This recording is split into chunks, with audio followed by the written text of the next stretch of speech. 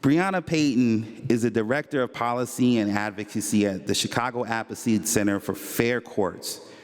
She just got promoted yesterday. Congratulations, Briana.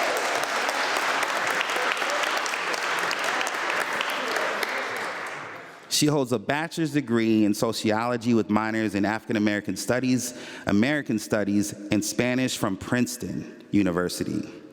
We're more of a Stanford crew at our research director. Yeah. Nah, I done lost my spot. Look. She also obtained her master's from the University of Chicago Crown School of Social Work in the house, policy and practice, and participated in the Transforming Justice program of study prior to joining Appleseed. Briana was a senior legislative advocacy coordinator at the Chicago Community Bond Fund and policy coordinator for the Illinois Network for Pretrial Justice. In these positions, she collaborated with organizers, impacted people, attorneys, and policy experts to pass and protect the Pretrial Fairness Act, which Illinois is the first state in the country to end money bond. At Appleseed, Briana continues participating as a member of the Coalition to End Money Bond and Illinois Network for Pretrial Justice, and supports other initiatives that advance changes to the criminal legal system. People, all my people, please welcome Briana Payton to the mic.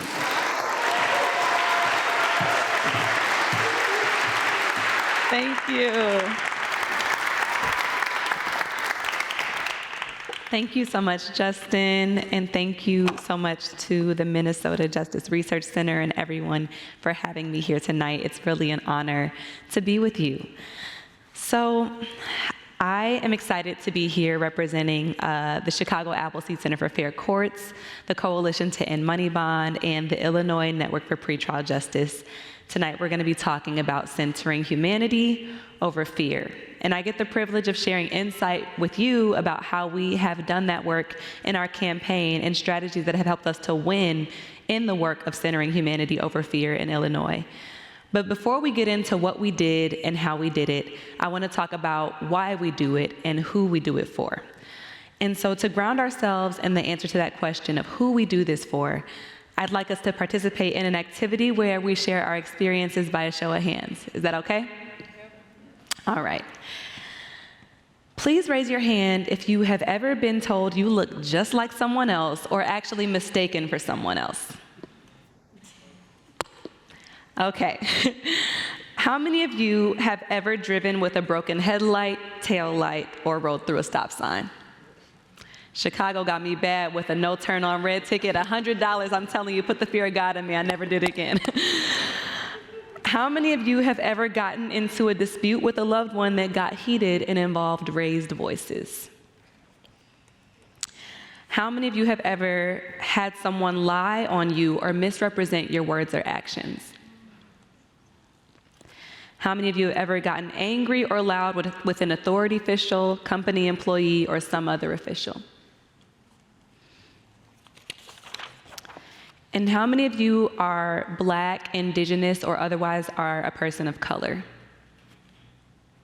How many of you have an invisible mental or developmental disability? Just got my ADHD diagnosis this year, and we thank God. Makes so many things make sense. And how many of you have ever had an interaction with the police? And lastly, how many of you, if you didn't raise your hand to some of these, at least know and love someone who they apply to? Thank you. So, when we think about who this work is for, it's important to remember that it's not for them. It's not for those people out there who get wrapped up in the legal system. It's not for those people who are perceived as more likely to get in trouble due to poor decision making. It isn't for those people who are disadvantaged because of their race or some other marginalized identity. Now, don't get me wrong. It is for people in those circumstances. But my point is that it could very well be any one of us in those circumstances. One instance of mistaken identity, one false accusation, one conflict that escalates and the police are called, one traffic stop, one association with the wrong person who you didn't realize wasn't above lying on you to save themselves. And any of us could be facing arrest, pretrial incarceration, and the question of whether we have access to enough wealth to pay for our freedom. What a travesty it is that in 2023, in a country that has such a marred relationship between Black bodies, money, and freedom, that people still shamelessly support the existence of a system that requires people to pay for their loved ones' freedom. What a shame that Black mothers, sisters, grandmothers are still carrying on the practice of their ancestors, pooling together money, saving up for months and even years, sacrificing basic needs to have the hope of freeing their loved ones from captivity. And what a shame it is that this burden has now been placed on people of all backgrounds, that anyone not rich enough to have hundreds or thousands of dollars to spare at a moment's notice might face the horribly helpless feeling of not being able to do what they'd do anything to do: spare their loved ones from the terror and danger of incarceration. And what a terror incarceration is. At any stage, but especially at the pretrial phase, when a person enters pretrial incarceration, it is almost always a sudden turn of events. There was often no trial or ongoing set of hearings that put the writings on the wall that it was coming. Simply an incident, followed by an accusation, followed by an arrest, oftentimes in rapid succession, and in most cases, then a cursory hearing to set an arbitrary bond amount. It all happens so fast. People rarely know what hit them and are left with their heads spinning while they take in the reality of their situation. Many times there was no opportunity to give notice to a job of missing a shift, so termination may be imminent. Losing a job may mean the eviction of one's family in a month's time. If someone was the main provider of their home, losing the ability to provide can and often does and has meant losing custody of one's children, a permanent loss based on a temporary state, an allegation that has yet to be proven and may never be, but the consequences remain. This is not a theoretical set of possibilities for me or for some of the people in this room and in this community. It is all too real. But I would rather have you hear the voice of someone who has lived it rather than just take it from me. So if you would please turn your attention to this video from my comrade in the work, Lavette Mays. I had been up for like 3 days. I was extremely fatigued. Here was home. I still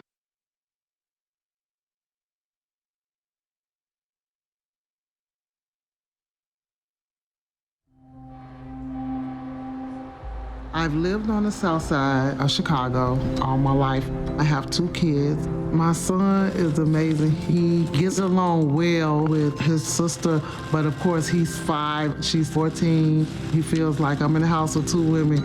Sometimes he say, all I want is just peace. And we'll just look at him and laugh and say, did you hear what he just said?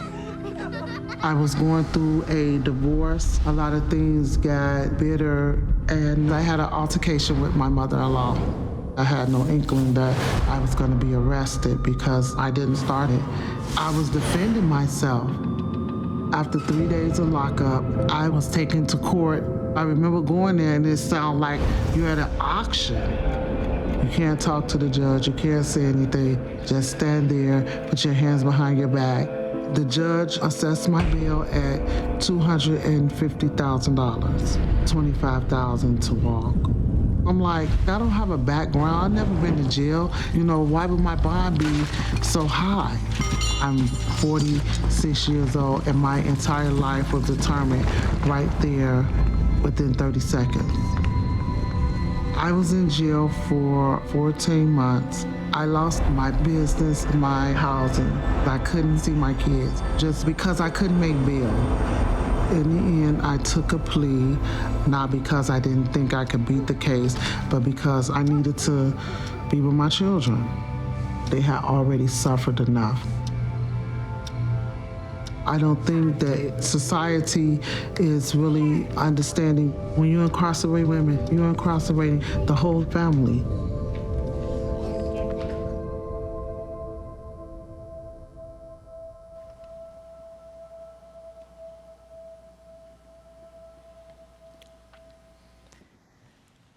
So that was Lavette's experience. When the judge set her bond at $250,000, if she had somehow been able to access $25,000, she could have gotten out of jail immediately. But because she didn't, she sat in jail for 14 months. She would have sat in jail longer, but the Chicago Community Bond Fund, an organization that I used to work at that pays bonds for people that can't afford it, paid her $25,000 bail. However, her struggle with the legal system didn't end there.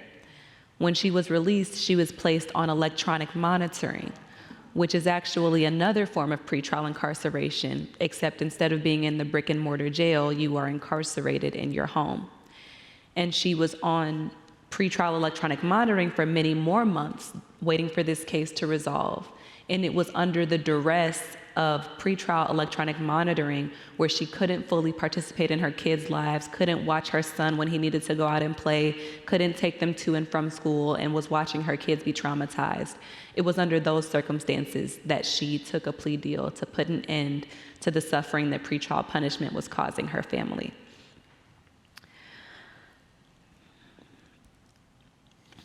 And so, this is what pretrial incarceration does to people. It tortures them into plea deals. It makes it harder to meet with lawyers and gather evidence and witnesses. It abandons people to cages where their physical and mental health deteriorates immensely, and their chances of dying by suicide increase to rates that are 3 times that of the general population. It exposes people to harm, abuse, and violence, leaving many who have died in jail custody with no one accountable for the loss of their life. And the list goes on. The harm to individual lives is irreparable and immeasurable, and that harm only multiplies when you consider the ripple effects on children, families, and entire communities. The cost is emotional, relational, mental, physical, and also economical. In the 5 years before Illinois ended money bond, over $20 million was extracted from Illinois families due to wealth-based incarceration. And only 20% of that money was returned to families at the end of their cases, despite promises that it would be. Families who took out second mortgages, sold cars, went without food on the table or other necessities to free their loved ones had to eat the majority of those costs for good. Meanwhile, the court system used that painfully extracted, desperately needed money to balance their budgets on the backs of families. Even if the money was returned, the losses suffered by enduring incarceration and going to great lengths to pay for one's freedom remain for hundreds of thousands of families. In Illinois, it's 250,000 people annually, 250,000 people that spend time in Illinois jails every year. The toll is unimaginable. But there is good news. Today in Illinois, that system is no more.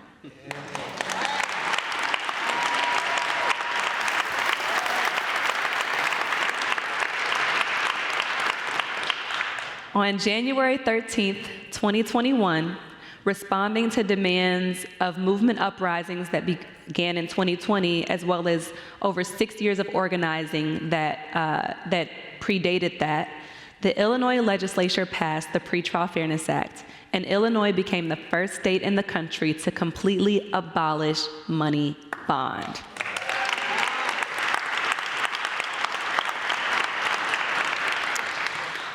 That means No more people in Illinois will have their pretrial release determined by access to wealth. The presumption of innocence and pretrial freedom is no longer for sale. That is a monumental win. So as much as I spent time driving home the horrors of this system in Illinois, and I know some of you have researched and read and learned about, or maybe even experiences the terrible losses that people experienced at the hands of that same system here in Minnesota, injustice does not have the final say. When we are willing to band together and fight for the justice that our communities deserve, we can win. So tonight, I want to talk to you about a few key elements that were necessary in our campaign to get us to victory. And I hope some of these insights will get your wheels turning as you consider organizing toward a potentially similar win in your community. As my late comrade Malik would say, our campaign succeeded by using he coined it, a tactic of many tactics. But I want to highlight 3 to focus on tonight. The first one is sustained community-based organizing. Organizing is the lifeblood of any social movement, and organizers are the ones that change what's possible. I got that quote from the founding executive director of the Chicago Community Bond Fund and one of the founding members of the Coalition to End Money Bond, Charlene Grace. She is a movement lawyer who I've learned so much for in working in this campaign over the last few years. And it's been so cool seeing how organizers and lawyers and policy experts and impact people have all worked together to get this work done, and it's inspired me. And I'm now applying to law school this fall to go on to continue this work. Thank you. But one of the things that Charlene said in her article that she wrote for Inquest, if you want to read it, it's called Organizers Change What's Possible. She said, lawyers advise on what's possible. Organizers change what's possible. Now you need both, but I really want to start with the role that organizing played in this work, because we would not be here without strong, sustained community-based organizing. And organizing can sound daunting when you think about a statewide campaign to get thousands of people to take action to overturn laws that have been on the books for centuries. But it can often start out in ways that are very simple, such as doing teach-ins, public education, going out into the community and talking to people in our case, but it could be applicable to, the things I'm going to share can be applicable to any campaign, but obviously I'm going to talk about how it manifested in the campaign to end money bond. But we went out into communities and talked to people about why money should never be used to determine whether someone is in or out of jail. And we talked about, and we had the hard conversations, because a lot of times when people want to have conversations about bond reform, they want to talk about low-level nonviolent offenses exclusively. But we needed to talk to people about why carve-outs should not be a part of our solution. Because from the least serious charge to the most serious charge, it never makes sense for money to determine whether somebody is in or out of jail before trial. It should always be based on the facts. And even people accused of the most serious offenses are entitled to the presumption of innocence and to have evidence rigorously presented and evaluated at every stage of their case, especially in the pretrial phase. Just remember, a few minutes ago, we talked about how easy it is for somebody to be confused for somebody else, for somebody to be lied on. If you think that everybody accused of a crime in this system is actually guilty, you have another thing coming. Do not let this system deceive you.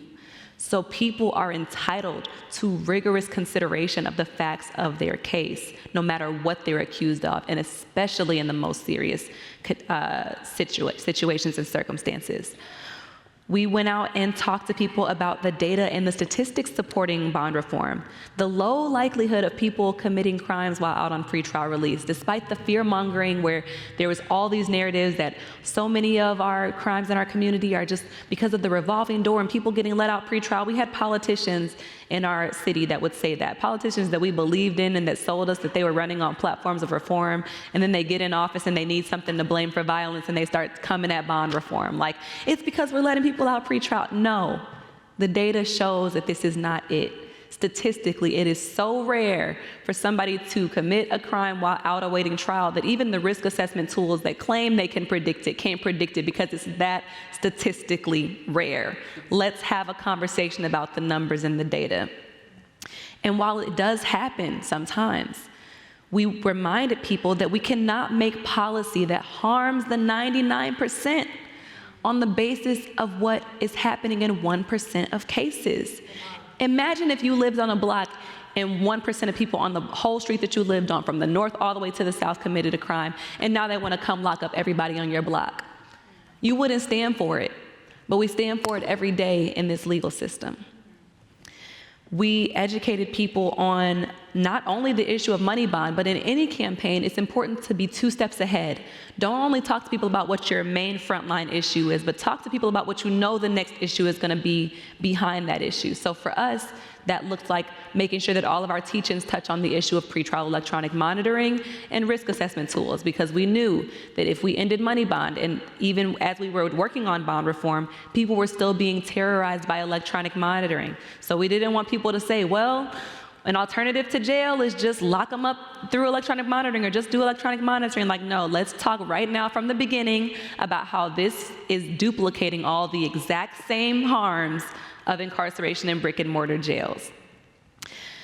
We also, and that's important to make sure that you have stamina your movement has stamina to address the issues that come after. If you only talk about the first step issue, then when you hit that win, people are like, all right, we won, let's go home. And it's like, no, especially with the legal system, like a virus, it mutates. You fix one thing, it shifts to try to get the same outcome through a different method. And so you always have to prepare people for not just what's right in front of them, but what's coming ahead. While educating people and while talking in communities about these issues, facts and data are important, but stories and human connection are paramount. Impacted people need to be at the center of all advocacy on any issue affecting them. Ensuring this requires not only directly supporting people that are impacted by the issues you're working on, but establishing meaningful relationships and building up their capacity to lead in this work. That includes giving trainings on speaking, organizing, engaging with media, and storytelling. And that's really important because when you organize alongside impacted people, you have to understand that it can be putting people in a position of vulnerability. When you're talking about talking to the media, when you're talking about sharing their story, you don't want to get so focused on how this story is going to have this effect on someone that you're not thinking about the effect that sharing their story is going to have on them. So it has to be a synergistic relationship where you're thinking about the well-being of everybody involved. Once you get out into the community and you start educating people, organize with them.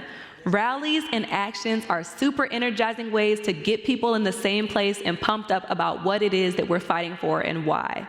This is a strategy that we use at all stages of our campaign, from the early stages when we were just starting to file lawsuits and things of that nature, to the point we were getting the legislation passed, and the point when we were trying to protect the legislation from being rolled back in the General Assembly. When engaging in actions, I highly recommend involving art and artists. My late comrade Malik Aleem also said that the role of art is to make the movement irresistible. Be sure to invite artists like Jamila, right, to pour their energy and creativity into getting the message across. Every message about freedom from incarceration doesn't only have to be depicted using chains. We've seen beautiful banners depicting families together in their homes, focused on healing. There are so many different, new, inspiring ways to talk and communicate about our vision for a just future. So invite artists into that process to share and contribute their gifts. So that's community-based organizing. Secondly, and intricately related to that, is strategic messaging and communication. In this digital age, any successful campaign will have to reach the masses not only in person, but through online engagement. This means having a centralized presence on different platforms, because you need multiple platforms to reach people in different audiences. Our campaign is present and active almost daily on Facebook, Instagram, Twitter, constantly sharing educational and relevant content to our issue, and using that as a space to lift up calls to action. It's important to note that when engaging people online, it's important that calls to action must have a clear why and what and are as easy as possible to take, given people's short attention span. So sometimes this looks like we're giving people pre-written letters, click the button, take 2 minutes to write your legislature. The easier you can make it for people to get involved, the more that they can be connected to your movement, and maybe they'll be able to engage in more substantive ways over time. We also maintain our blog and to give semi-regular updates on our work, because it's important to stay transparent and accountable to our communities the people that we are in community with when we're doing this work. And we also have a website for both our coalition and legislation itself, where we have videos, stories, reports, and a way to sign up for our mailing list, which has amassed thousands of recipients. The earlier you build a communications infrastructure into any campaign you're working on, the stronger that campaign will be. I hope y'all are okay that I'm being really practical, because I know that y'all are about the work, so I didn't want to just come and be emotional and talk about the why. Like, I really wanted to talk about the how, because I believe that people here want to get it done. So is that all right? Okay. Okay. Moreover, it's really important when it comes to strategic messaging and communications to be incredibly united in how you talk about your issue. In our coalition, this looked like spending months in the early informative phases of our campaign deliberating the principles of our advocacy and exactly what our vision was for a just pretrial system, because that vision can look very differently if you ask different people. You could end money bond and still increase pretrial incarceration, and that wouldn't be a win, at least according to our coalition. So we knew if somehow we ended up with a bill that was going to end money bond, but it was going to lead to more people being in jail, we would fight to kill it ourselves. And that's what happened in California. You know, they fought for one thing, but by the time the legislators got done with it, it was actually antithetical to what they were trying to do, and they stopped it. And they're like, we got to go back to the drawing board, because the last thing we're going to do is let you use our activism to make our people worse off. So being clear on what you stand for, what you would and wouldn't compromise, and how you will and will not speak on your issue is incredibly important, and it's worth taking the time that's necessary to deliberate that. So that's strategic. And then also when it comes to strategic messaging and communications, yes, it's important to have your own presence, your own narrative that you're building, but you have to engage with mainstream media. So this looks like developing relationships with reporters, watching the local news and how they cover your issue, reaching out to provide fact checks or context that's missing from the coverage, placing op-eds and editorials and letters to the editor, and doing so by engaging a large variety of voices. And so in our campaign, you know, we have a person that directs our communications and does so much behind the scenes, but he will work with a pastor out of this county or lawyers out of this, you know, university, or different messengers to get different things across in the media and collaborate with them to get the same message out, but from different voices that will be listened to by different audiences. Lastly, inside-outside stakeholder engagement. Now that might sound like a lot of campaign mumbo-jumbo, but I'm gonna break it down. The community engagement and communication sets you up for the win, but strategic engagement with stakeholders inside and outside the halls of power is critical for taking the win all the way home. By inside-outside engagement, I mean engaging stakeholders and people inside the power and in the halls of power where they work and make decisions, but also using community organizing to put pressure on from the outside that affects how that power is being wielded. So for us, that looked like a few different strategies. For one inside strategy was filing a lawsuit. Okay, get the lawyers and sue these systems, okay? We filed a lawsuit our campaign filed a lawsuit in partnership with civil rights attorneys challenging money bond on the basis of constitutionality, saying that it was violating equal protection under the 14th Amendment because it was giving people unequal protection based on whether they were rich or poor. And so that lawsuit was important, but it was also paired in terms of outside work. It was paired with the rallies. It was paired with, you know, making a fuss about it. It was paired with getting people out to rallies and things of that nature. And the lawsuit ended up being circumvented because the chief judge in our county passed a general order that basically said, judges, you're supposed to now set money bonds only in amounts that people can afford to pay. And so that kind of got the lawsuit pushed to the side because they put in a court rule to basically say we fixed it. But the court rule didn't have that much teeth, and so you saw unequal enforcement, unequal implementation of this rule. And so speaking of outside game, we brought in the court watchers. So you're saying you set this rule, so we're gonna pack the courts, we're gonna organize volunteers, and we're gonna watch and take notes and basically document. These judges are still setting bonds in amounts that people can afford to pay. This many people are still sitting in Cook County Jail because they cannot pay the price tag that's still been put on their freedom after you're claiming you fixed the issue. So that inside-outside game, like the lawsuit got something to change, but we still need that outside game to push for the accountability. And then to go back to inside game, when the local general order didn't get the fullness of the results that we were looking for, moved to lobbying the Supreme Court. Well, the Illinois Supreme Court could implement a rule that would then have statewide power and it would have more enforcement authority. So lobbying the Supreme Court, engaging with our allies in the Cook County President's office who were also supportive of bond reform, they wrote a letter to the Supreme Court asking them to take action. Did the Supreme Court take action and put in place a court rule? No, but you know what they did? They commissioned a task force to study the issue. Now, we all know task forces are government's way of doing nothing without saying they're doing nothing. But it's only that if you let it be that. So when they commissioned that task force, we organized to make sure that they had a hearing process, a community engagement process, where we said you can't just bring in the state's attorneys, all of the people in power to deliberate about this issue without bringing in and hearing from the communities that are impacted. And so we had people write in, send in letters to the Supreme Court to say, have a community engagement process, have hearings.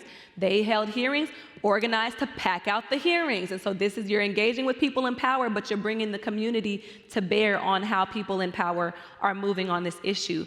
And so ultimately, that task force ended up coming out with a set of recommendations that aligned with the legislation that we were already developing. Because we already knew what the best practices were, but now we have this external government entity validating what we already knew needed to happen.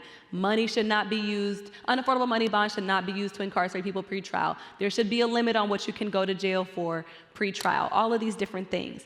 So when they came out with that report, it was a great validator for the legislation that we were already developing. We developed legislation, and then when it comes to inside-outside game, we had allies in the legislature to get the legislation passed. Our state senator that ended up championing the legislation used to be an organizing director for one of our campaign member organizations. And so when there was a vacancy in the Senate, I think Obama's vacancy possibly, if I'm not mistaken, one of our coalition members that had the ability to do electoral organizing helped get one of our coalition members elected to the Illinois State Senate, and he became a champion for the legislation. And that's not the only mole that we had on the inside. He was in the state legislature. One of our other former coalition members ended up going and working for the governor's office. We have another former coalition member that's working in the Cook County President's office. And so when you talk about inside-outside game, like there's so many ways that you can look for to get it done and have your people in strategic places inside and outside the system to make a difference. Engaging in inside baseball in the legislature looked like having subject matter hearings, supplying legislators with reports and fact sheets, while outside engagement looked like organizing people to send in letters, meet with their legislators, call them out on Twitter when needed, and ultimately push them to protect the legislation from rollbacks when there was a multi-million-dollar misinformation campaign against our legislation last fall. It looked like taking 300 people on buses down to the Capitol to demand no rollbacks. And I should mention, all of this stuff costs money. I wish I could say that organizing was free. I really wish I could. I think it can start that way, but somewhere along the way, you also need to you need to do the storytelling work to organize these funders to support the work that is necessary to get this done. It costs us tens of thousands of dollars to bus hundreds of people down to the Capitol to do something like this. So I don't want to front like it's just people power and a hope for justice that's making it happen. Like, we need that, but we need the resources. And so you have to organize in those funding meetings as well. These are all things that we did to set ourselves up to win. But one major factor that was out of our control is that the winds of the larger movement in our sail ultimately made this happen. You all know too well, 2020, the murder of George Floyd, the video that went viral of his murder happening in front of all of our eyes, the mass protests nationally and locally. Those, no one could have predicted it, but that created the conditions that ended up being pivotal to our campaign victory. The demands of the uprisings is ultimately what made the Illinois Legislative Black Caucus feel urgency to pass significant reforms, and also made other legislators who maybe wouldn't have been on board as much feel obligated to support. We did not create those conditions, but our consistent organizing since 2016 put us in a position to be ready to take that layup when it came. It wasn't easy, but it was possible. So I know the same is true of any fight that people in here are invested in taking up. It won't be easy, but the win that you want is not out of reach. And I have full faith that if you band together and do the work and stay grounded in hope and the absolute necessity of justice, you will be victorious. So in that spirit, I would like to end with a chant by Assata Shakur. Will you all repeat after me? It is our duty to fight for our freedom. It is our duty to win. We must love each other and support each other. We have nothing to lose but our chains. So now that was the warm-up, okay?